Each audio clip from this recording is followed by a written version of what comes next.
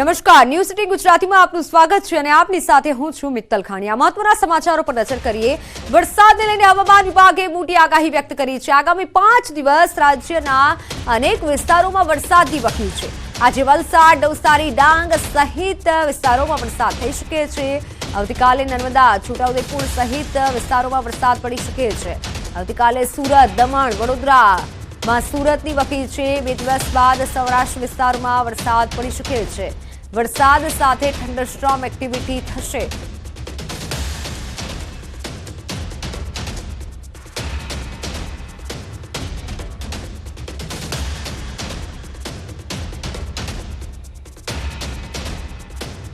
है डे 1 से लेकर डे 7 तक जो गुजरात रीजन के लिए दिया गया है वो आइसोलेटेड प्लेसेस पे लाइट रेन होने का पूर्वानुमान है। और सौराष्ट्र रीजन का बात करेंगे तो सौराष्ट्र रीजन में डे 3 से लेके डे 7 तक आइसोलेटेड प्लेसेस पे लाइट रेन होने का पूर्वानुमान दिया गया है। डे 1 से डे 4 के लिए आइसोलेटेड प्लेसेस पे लाइट थंडरस्टॉर्म का पूर्वानुमान दिया गया है गुजरात रीजन के लिए। और सौराष्ट्र रीजन के लिए डे 3 और डे 4 के लिए थंडरस्टॉर्म आइसोलेटेड प्लेसेस पे दिया गया है। डे 1 से डे 2 के लिए गुजरात रीजन के लिए 30 से 40 kmph होगी। और डे 3 से डे 4 के लिए 40 से 50 kmph के बीच में होगी। तो गुजरात में ચોમાસું વહેલું આવી શકે છે। હવામાન નિષ્ણાંત અંબાલાલ પટેલે મોટી આગાહી વ્યક્ત કરી છે। 16 થી 24 વચ્ચે અંદામાન નિકોબાર ટાપુ પર ચોમાસું બેસી જશે। 24મી 5 જૂન સુધી ગુજરાતમાં વરસાદ થશે। રોહિણી નક્ષત્રમાં ગુજરાતમાં વરસાદ થઈ શકે છે। મેના અંતમાં અરબ સાગરમાં ચક્રવાત બની શકે છે।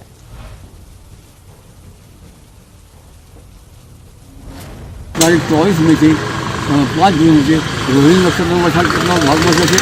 आ वस्तु अक्षर नैऋत्य पवन जातों वही ચોમાસું વહેલું આવશે। આ ઉપરાંત મેના અંતમાં જૂની શરૂઆતમાં અરબ સાગરમાં ચક્રવાત થશે।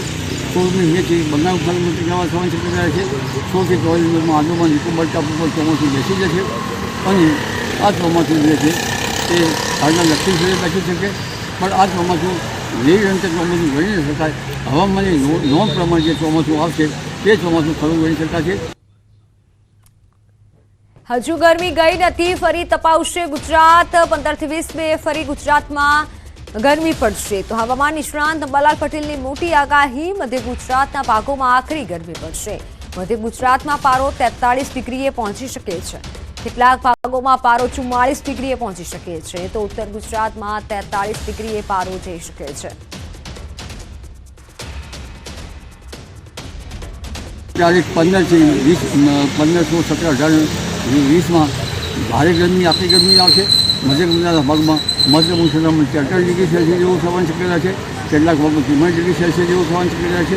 उत्तर गुजरात भाग में 43 डिग्री सेल्सियस।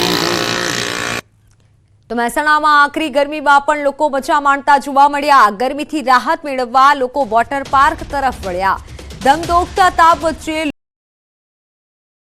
મજા માણતા જોવા મળ્યા। પાર્કમાં રોજ હજારોની સંખ્યામાં લોકો આવી રહ્યા છે, મુલાકાત લઈ રહ્યા છે। મહેસાણા સહિત દૂર દૂરથી વોટર પાર્કમાં લોકો જઈ રહ્યા છે।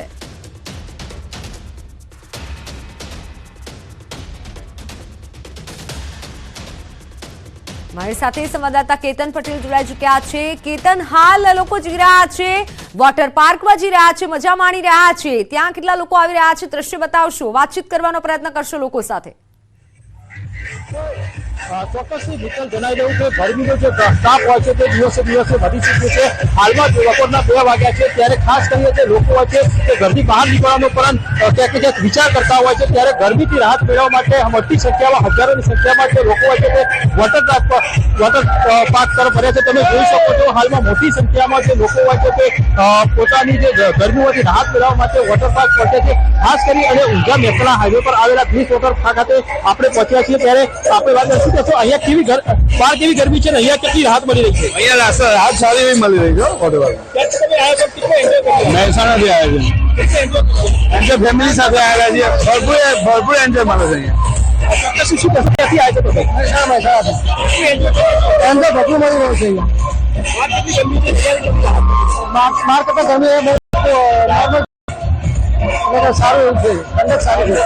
ચોક્કસથી આપણે બીજા દ્રશ્ય પણ બતાવવાની કોશિશ કરીશું કે તમે જોઈ શકો છો મોટી સંખ્યામાં જે લોકો હોય છે તે અહીંયા વોટર પાર્ક પહોંચી ચૂક્યા છે અને તેમના દ્વારા ગરમીમાંથી રાહત મેળવવા માટેના તમામ પ્રયત્નો હોય છે તે કરવામાં આવે છે. ખાસ કરીને પોતાના પરિવાર સાથે લોકો પહોંચી ગયા છે. નાના ભૂલકાઓ પણ અહીંયા પહોંચી ચૂક્યા છે. તમે જોઈ શકો છો તમામ પ્રકારના જે લોકો હોય છે તે અહીંયા પહોંચી ચૂક્યા છે. ગરમીથી રાહત મેળવવાના તમામ પ્રયત્નો હોય છે કરવામાં આવી રહ્યા છે. તમે જોઈ શકો છો ચારે બાજુ જે લોકો હોય છે તે જોવા મળી રહ્યા છે. ખાસ વાત કરવામાં આવે તો સામાન્ય દિવસોમાં જે ગરમી વધી રહી છે ત્યારે જે લોકો હોય છે તે ઘરની બહાર નીકળવાનો પણ ક્યાંક ને ક્યાંક વિચાર કરતા હોય છે, પરંતુ આ જે લોકો હોય છે તે ગરમીથી રાહત લેવા માટે દૂર દૂરથી અહીંયા ઊંઝા મહેસાણા હાઈવે પર આવેલા બ્લિસ વોટર પાર્ક પર પહોંચ્યા છે અને પોતાની જે ગરમીઓથી રાહત લેવાનો પ્રયત્ન કરી રહ્યા છે. જી બિલકુલ કેતન, આભાર માહિતી બદલ. તો આ દ્રશ્યો છે વોટર પાર્કના કે જ્યાંથી અમારા સંવાદદાતાએ અહેવાલ બતાવ્યો. લોકો અત્યારે જઈ રહ્યા છે અને ઠંડકની મજા માણી રહ્યા છે. ખાસ કરી અત્યારે જ્યારે વેકેશન ચાલુ છે તો નાના બાળકોને માતા પિતા વોટર પાર્કમાં લઈ અને જઈ રહ્યા છે. વોટર પાર્કમાં ભીડ જોવા મળી રહી છે. આ આકરી ગરમીમાં લોકો વોટર પાર્ક તરફ અત્યારે વળ્યા છે. તાપ વચ્ચે ઠંડકની મજા લઈ રહ્યા છે અને ત્યાંથી જે પ્રમાણે દ્રશ્યો અમે આપને બતાવી રહ્યા છીએ, વોટર પાર્કમાં મોટી સંખ્યામાં લોકો જઈ રહ્યા છે અને વેકેશનની મજા માણી રહ્યા છે.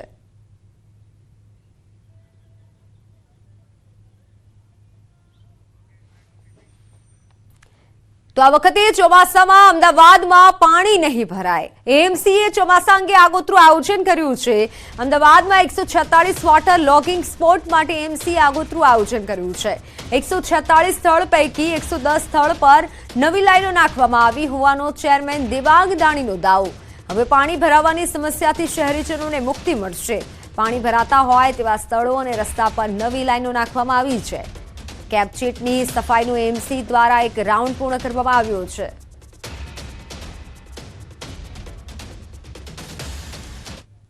આગામી ચોમાસાના સમયગાળા દરમિયાન મોન્સૂન શરૂ થાય એ પહેલાં આ કામગીરી પૂરી થશે. પરિણામે જ્યાં આગળ વોટર લોગિંગ થતું હોય છે ત્યાં આગળ સ્ટ્રોમ વોટર લાઇન નાખવામાં આવી, કેચપીટ નાખવામાં આવી છે અને પર્કોલેટિંગ વેલ બનાવવામાં આવે છે. પરિણામે તે જગ્યાએ વોટર લોગિંગ થાય નહીં અને એ પાણી તળાવની અંદર જતું રહે તે માટેનું આગોતરું આયોજન આ સમયગાળા દરમિયાન કરવામાં આવ્યું છે. કેચપીટ સફાઈનો પ્રથમ રાઉન્ડ પૂરો થયો છે. આવનાર સમયગાળા દરમિયાન જે કેચપીટો છે તેમાં જે કચરો આવી જતો હોય છે એ કચરાને પણ દૂર કરવામાં આવશે. પરિણામે મોન્સૂન દરમિયાન કેચપીટોની આજુબાજુ વોટર લોગિંગ ન થાય તે બાબતની પણ તાકીદ કરવામાં આવી છે. પંચમહાલમાં નીટ કૌભાંડના આરોપીને કોર્ટમાં રજૂ કરાયો છે. આરોપી પરશુરામ રોયને ગોધરા કોર્ટમાં રજૂ કરાયો છે. આરોપીના 14 દિવસના રિમાન્ડની માંગ કરવામાં આવી છે. કોર્ટે 9 દિવસના રિમાન્ડ મંજૂર કર્યા છે. 3 આરોપીઓ પૈકી પરશુરામ રોયની ગોધરા પોલીસે ધરપકડ કરી છે. નીટના કૌભાંડમાં મુખ્ય આરોપી તુષાર ભટ્ટ અને આરિફ વોહરા હાલ પોલીસ પકડથી દૂર છે. પોલીસે અલગ અલગ ટીમ બનાવી આરોપીને ઝડપી લેવા કવાયત શરૂ કરી છે. જોકે આ સમગ્ર કૌભાંડમાં શિક્ષણ વિભાગના અધિકારીઓ અને જય જલારામ સ્કૂલના કેટલાક શિક્ષકોના પણ નિવેદન લેવાયા છે.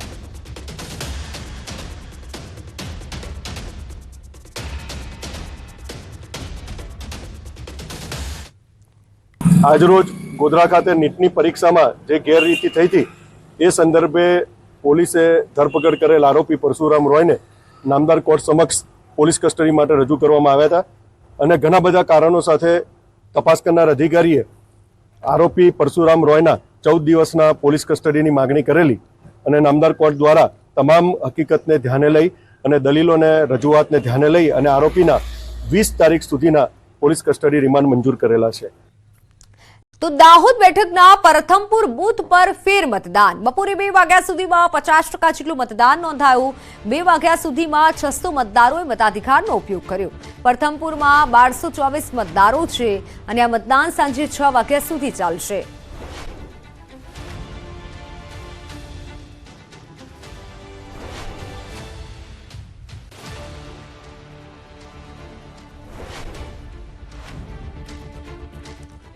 ઇફકોની ચૂંટણી અંગે રાજકોટના લેવા પાટીદાર અગ્રણી પરેશ ગજેરાએ પ્રતિક્રિયા આપી છે.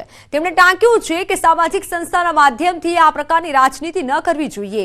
જો કોઈ ટ્રસ્ટી આવી કામગીરી કરી હોય તો તેને સંસ્થામાંથી દૂર કરવા જોઈએ. રાદડિયા ખેડૂત નેતા છે તેમ પણ તેમણે કહ્યું. હું એવું માનું છું કે જયેશભાઈ રાદડિયાને તમામ સંસ્થાઓએ સપોર્ટ કરવો જોઈએ.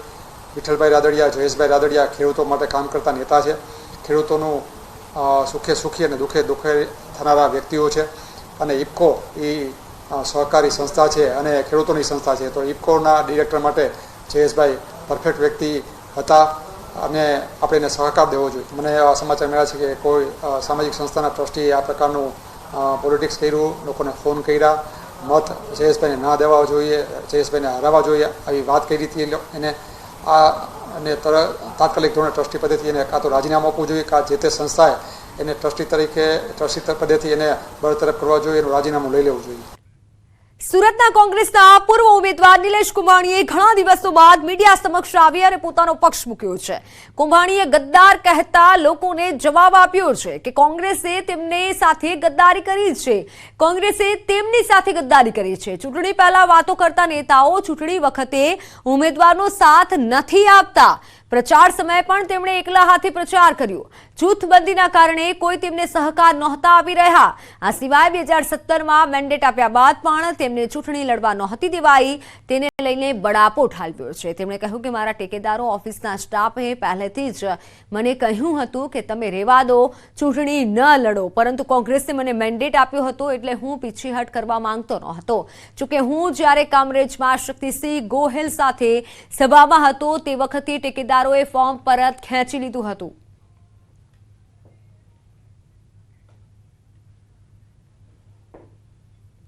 ટેકેદારો અને મારો ઓફિસ સ્ટાફ આ જોઈ રહ્યો હતો.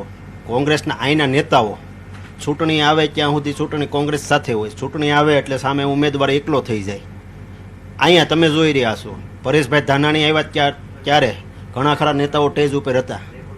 પછીની મેં અનેક સભાઓ લીધી, અનેક સોસાયટીઓમાં ડોર ટુ ડોર ગયો, અમુક મિની બજાર હોય, હીરા બજાર હોય, હીરાના કારખાનામાં ડોર ટુ ડોર ગયો. એમાં અહીંના કોઈ નેતાઓ આવતા નહોતા, ફક્ત વિરોધ કરવા માટે આવે છે.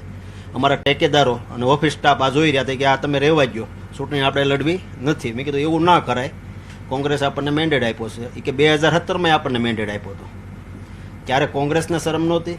પણ આ મને પરેશભાઈ ધાનાણી, શક્તિસિંહ ગોહિલ સાહેબને સન્માનને હિસાબે તમારી મીડિયા સામે હું રજૂ નહોતો થયો, કારણ મારા નિવેદનથી કોંગ્રેસને કંઈ નુકસાની ન જાય. બાકી કોંગ્રેસે 2017માં મને મેન્ડેટ આપ્યો હતો અને મેન્ડેટ છેલ્લી ઘડીએ કાપી નાખ્યો હતો.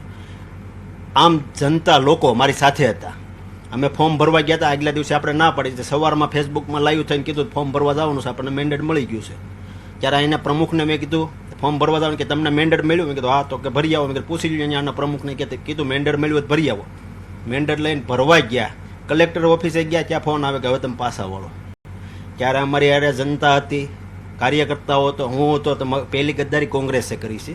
કોંગ્રેસ ગદ્દારીની વાત કરે, કોંગ્રેસ ગદ્દારીની વાત કરવા જેવી વાત જ નથી, કારણ એને પહેલી ગદ્દારી મારી યારે 2017માં કરી હતી.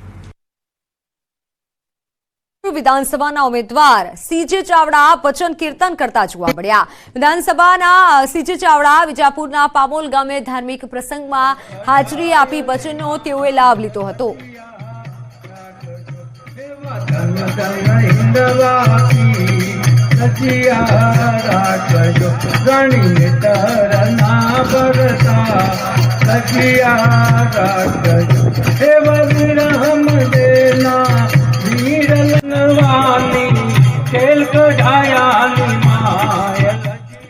વાત મહેસાણાની. મહેસાણામાં નકલી જીરું અને વરિયાળીની કારોબારને લઈને એપીએમસી ચેરમેનનું મોટું નિવેદન સામે આવ્યું છે. એપીએમસી ચેરમેનનું કહેવું છે કે લેભાગુ તત્વોના કારણે ઊંચાને બદનામી મળી છે. વરિયાળીમાં કલર અને અન્ય પદાર્થ મિક્સ કરી નકલી જીરું બનાવવાથી સ્પાઇસ સિટી તરીકેની છાપ ખરડાઈ રહી છે.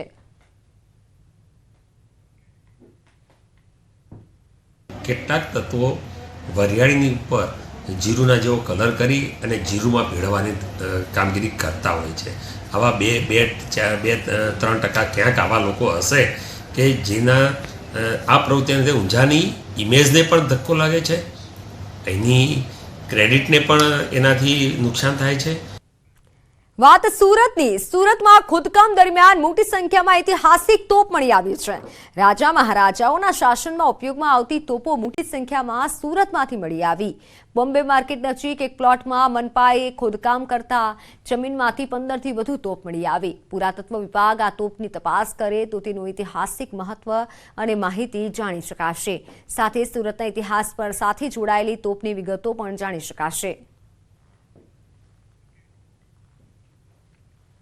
ગુજરાતનું આર્થિક પાટનગર સુરત અને સુરત જે રીતે સમૃદ્ધ છે તેના પાછળનો જોડાયો છે ઇતિહાસ. કારણ કે સુરતને સોનાની મુહૂર્ત કહેવામાં આવતી હતી અને આ સુરતને લૂંટવા માટે અનેક રાજાઓ અને અનેક અંગ્રેજો આવી ગયા હતા. ત્યારે સુરતના રક્ષણ માટે સુરતના અલગ અલગ વિસ્તારોમાં તોપ મૂકવામાં આવી હતી. જો કે તોપ દુશ્મનોથી સામનો કરી શકતા હતા, પણ સુરતના ઇતિહાસની આ તોપોની હાલત જોઈ શકાય છે. સુરતના બોમ્બે માર્કેટ નજીક એક ખાનગી પાર્ટી પ્લોટમાં કહી શકાય કામ ચાલી રહ્યું છે. તે દરમિયાન જમીનમાંથી મોટા પ્રમાણમાં તોપો મળી છે જે ખંડમ હાલતમાં જે પડી છે. જોકે પુરાતત્વ વિભાગ દ્વારા આ તોપોની જો ખરાઈ કરવામાં આવે તો સુરતના ઇતિહાસ સાથેની ઘણી બધી વાતો સામે આવી તેમ છે, પણ કહી શકાય કે તેની તસ્દી કોઈ લેતું નથી. અહીંયા 1 2 નહીં, પણ કહી શકાય કે 10 કરતાં વધુ તોપો અહીંયા જોવા મળી રહી છે. સંખ્યા ગણીએ તો 1 2 3 4 5 6 7 8 9 10 11 12 14 થી 15 તોપ છે. એટલે કે તોપોની હાલત કેવી છે આજના જમાનામાં. ટોપો ભલે ના વપરાય, પણ ચોક્કસ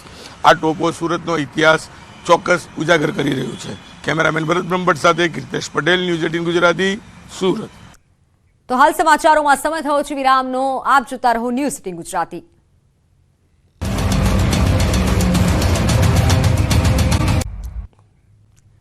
વેલકમ બેક. કહેવાય છે ને કે અડગ મનના મુસાફરને હિમાલય પણ નથી નડતો. અથાગ પરિશ્રમનો કોઈ જ વિકલ્પ નથી. રાત દિવસ કરેલી મહેનત રંગ લાવી છે. સુરતમાં ગેરેજ ચલાવનારની પુત્રી 10મા ધોરણના સારા માર્ક સાથે પાસ થઈ છે. તો બીજી તરફ ચાલુ પરીક્ષાએ પિતા ગુમાવનાર પુત્ર પણ સારા માર્ક સાથે પાસ થયો છે. અને ત્યારે આજે બંને વિદ્યાર્થીએ વાલીઓ અને શાળાનો આભાર માન્યો છે.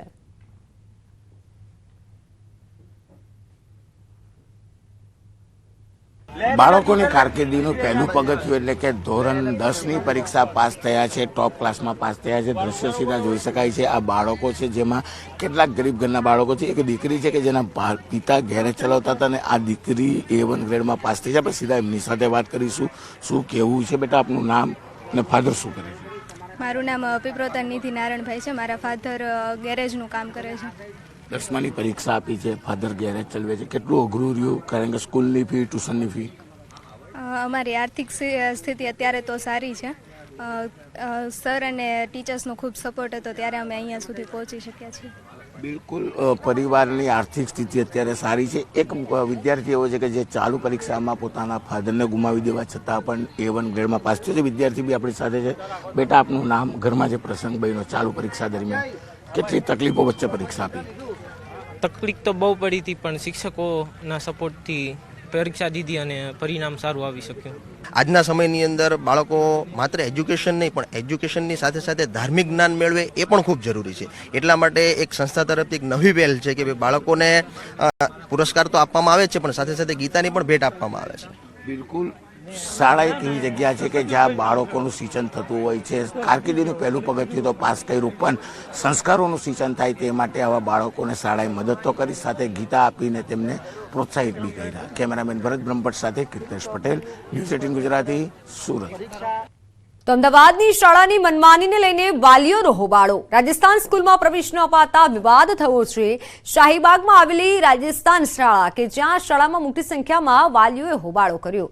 ડીઈઓના આદેશના પણ અનાદર સાથે આરોપ લગાવ્યો છે. ધોરણ 8ના અને ધોરણ 8 બાદ ધોરણ 9માં પ્રવેશ ન આપતા વાલીઓમાં રોષ જોવા મળી રહ્યો છે.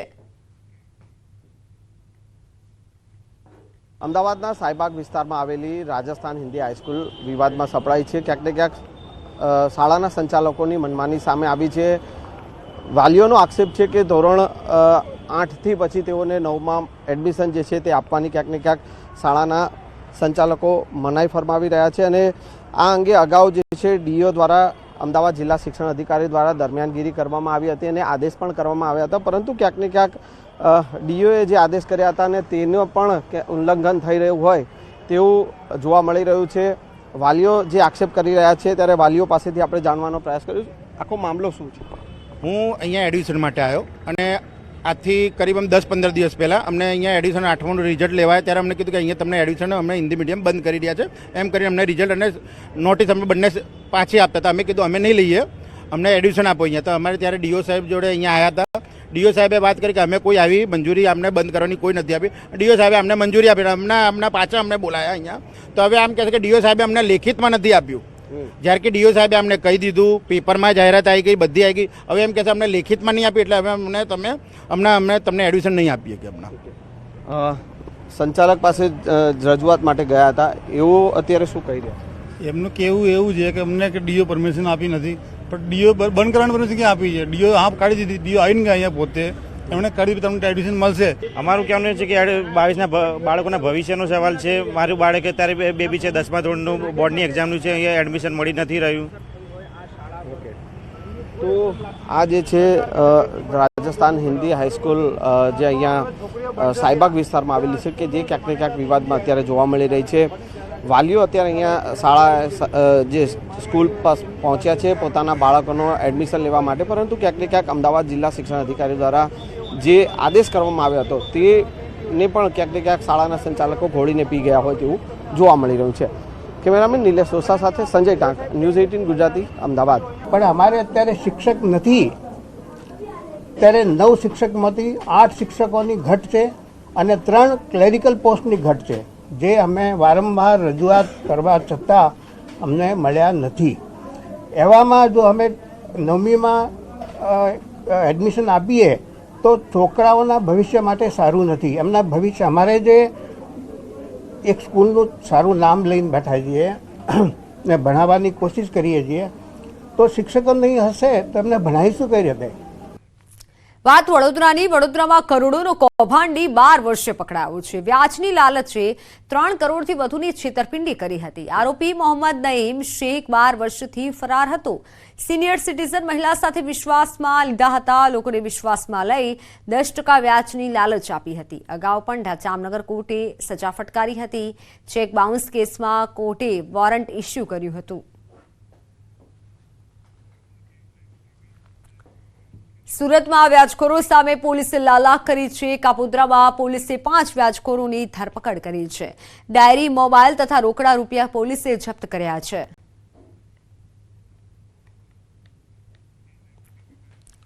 નડિયાદના સાતગામ બજારમાં ગેસ સિલિન્ડર બ્લાસ્ટ થતા દુકાનમાં આગ ભભૂકી ઉઠી. દાગીના બનાવતી દુકાનમાં પડેલા 4 પૈકી 2 સિલિન્ડરમાં બ્લાસ્ટ થયો હતો, જેના કારણે વિસ્તારમાં અફરાતફરી મચી હતી. ફાયર વિભાગની ટીમે ભારે જહેમત બાદ આગ ઉપર કાબુ મેળવ્યો હતો. આગ લાગી છે તો મેઇન વસ્તુ ગેસના બોટલને કારણે. ગેસનો બોટલ બ્લાસ્ટ થયો હતો. અત્યારે હાલ ચાર બોટલ મળી આવ્યા છે અને એમાંથી 2 ફાટ્યા છે બોટલ.